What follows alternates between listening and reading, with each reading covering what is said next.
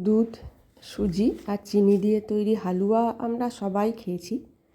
তবে হালুয়া শব্দটা কিন্তু অরিজিন কিন্তু বাংলা নয়, এটা এসেছে আরবি ভাষা থেকে।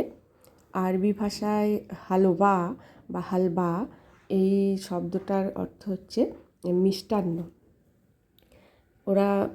ওরাও যে কোনো দুধ চিনি দিয়ে এই সুজি বা চালের গুঁড়ো দিয়ে মিষ্টি তৈরি করলে এটাকে হালুয়া বলে থাকে। এই কোথাও কোথাও এটাকে পুডিং বা এই ধরনের রান্নাকে পুডিং বা ফিরনি এরমও বলা হয়।